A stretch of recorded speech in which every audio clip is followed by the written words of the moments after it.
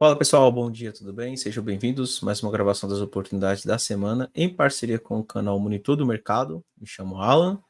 Hoje, dia 25 de março, uma segunda-feira. Vou colocar minha tela para a gente começar com a análise de Bovespa. Vamos lá, pessoal. Ibov segue na mesma, né? Não muda muito ali em relação às últimas semanas.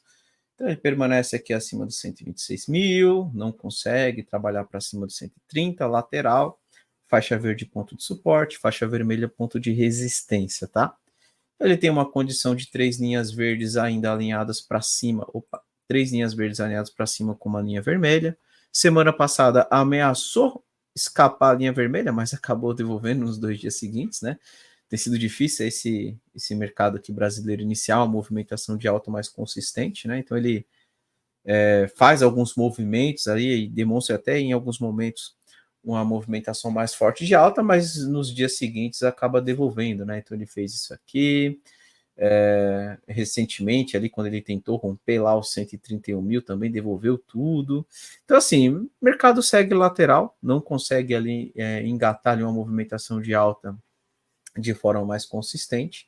E enquanto ele não perdeu 126 mil, eu entendo que ele pode simplesmente continuar andando de lado, tá? Que é o que ele tem feito.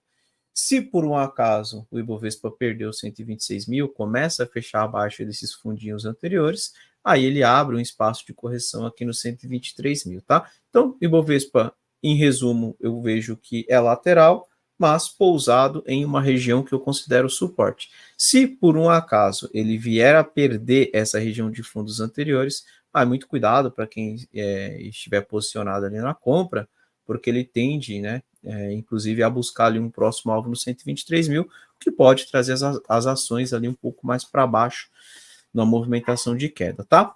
Com relação ao gráfico do dólar, WDL é a mesma situação, também é um gráfico lateral, onde ele tem bastante resistência aqui na faixa dos 5.020, 5.030, seria ali a região dos R$ 5,03, mais ou menos. Recentemente ele deu uma puxada ali próximo dos 5,06, né? Então, próximo dos R$ 5,06.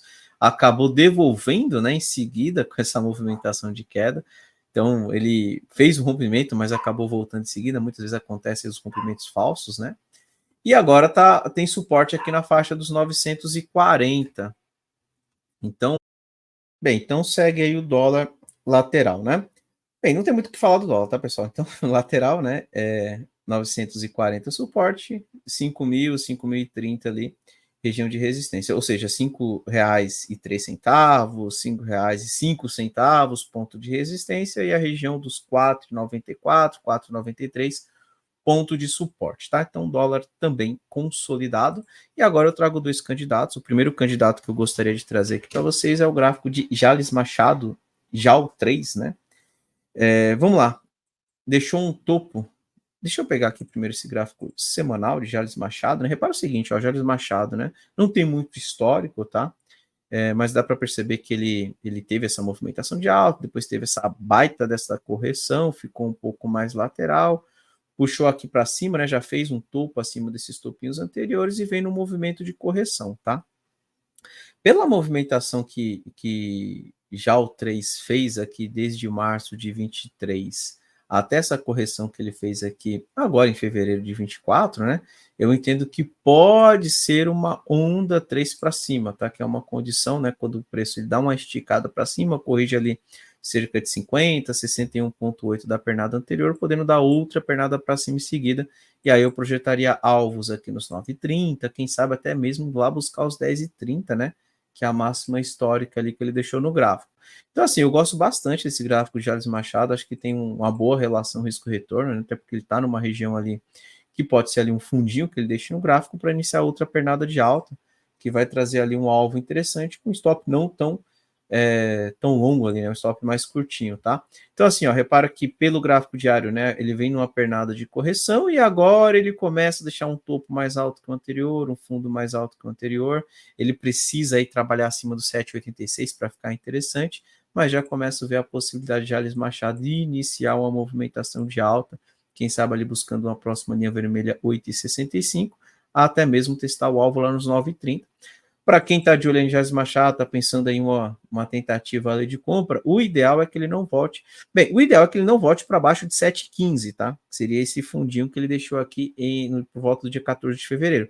Mas se ele perder os 9,25, eu já não acho interessante, não é para voltar mais para baixo desse 7,25. Então, o ideal o que seria, né? Estou pensando aí numa entrada de compra em Jales Machado, acreditando na volta ali para a faixa dos R$ 9, testar os topos anteriores.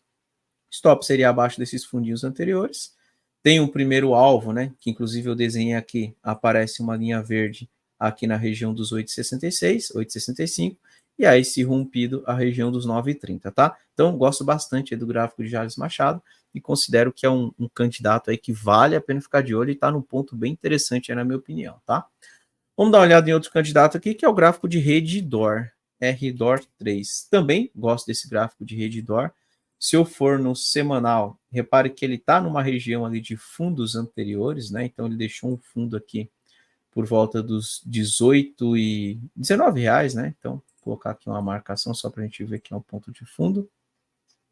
Aí ele deixou recentemente aqui esse fundinho nos 21,88. E agora está deixando aqui outro, né? Outro pivôzinho, outro fundo, né? Que pode ser deixado aqui também na região dos 24, tá? Da mesma forma, veja aqui que Redditor pode iniciar mais uma pernada de alta, né? Se eu for no gráfico diário, você consegue perceber que ele vinha na movimentação de correção de topos e fundos descendentes, deu essa pernada de alta aqui, rompendo inclusive essa região de topinhos anteriores e está testando agora ela como suporte. Qual que é a ideia? Que ele faça algo parecido com isso, e se ele conseguir romper esses topos anteriores, vem para a região dos 28,20 até a região dos 29, tá? O único ponto de atenção é que o stop tem que ser aqui embaixo nos 23, nos 24 reais, né, mais ou menos. Deixa eu só ver aqui quanto que dá. Dá cerca de uns 9% para baixo, com o primeiro alvo aqui na região dos 28,20, que está dando 7, né? Então não tem ali uma baita de uma relação risco-retorno, mas eu entendo que pelo menos 1 para 1 ali ele consegue entregar, e visto que ele ainda pode testar os 29,20, né? Então seria ali, 1 para 1, pelo menos no teste ali daquela região dos 29,20. E caso ele passe para cima desses 29,20, a gente pode ver Redditor revertendo essa movimentação de queda e buscando a próxima linha verde. Tem uma mima 610 lá nos 35,25, tá? Então, eu gosto bastante do gráfico de Redditor. Eu entendo que é um candidato ali interessante. O ideal é que ele já comece a fazer a reação agora, que inclusive ele está reagindo no ponto que ele teria que reagir, e não é para voltar para baixo dos 24. Se voltar para baixo dos 24, tome cuidado, porque realmente eu entendo que ele falhou a movimentação ali que eu entendo que ele pode fazer, que seria algo parecido com isso, tá? Que também seria um movimento de onda 3, né? Ele deu essa pernada forte no gráfico diário, tá corrigindo aqui, tá deixando um fundo mais baixo que o anterior e pode iniciar outra pernada para cima. Primeiro alvo teste dos topos e depois 33,30, né? Se ele romper, quem sabe até mesmo indo buscar esse topo aqui lá que a gente viu no gráfico semanal, lá próximo dos 36,50, tá? Então, gosto de Redditor e considero que está num ponto bem interessante aí para se observar. E para finalizar, vamos dar uma olhada no gráfico do S&P 500. Vou pegar aqui o gráfico do S&P 500, vamos lá. Bem, pessoal, S&P 500 ainda segue na movimentação de alta, topos e fundos ascendentes. Teve uma reação ali no FONC, né? Então, decisão de taxa de juros dos Estados Unidos. Reagiu bem, deu esse candle forte ali para cima, rompeu os 5.180, que era um ponto que estava um pouco mais travado ali, né? Já estava alguns dias andando de lado. Rompeu depois do FONC, deu essa pernada de alta e desde então vem corrigindo, tá? Bem, o que o S&P 500 tem feito? Ele faz novo topo, né? Topo histórico, faz uma leve correção, depois topo histórico. Dá para perceber aqui pelas movimentações, né? Corrige um pouquinho, vai lá e faz um novo topo. Então, continuo acreditando que ainda é para cima, tá? O único alerta que eu deixo ali com o S&P 500 é o fato que já está um pouco mais esticado, né? Mas está esticado, mas continua subindo. Então, continua subindo. A ideia ainda é pensar na compra. O primeiro suporte que eu vejo aqui para o S&P 500 é o 5.180. Voltou para cá, a ideia é segurar por ali e pelo menos voltar para testar os topos nos 5.250.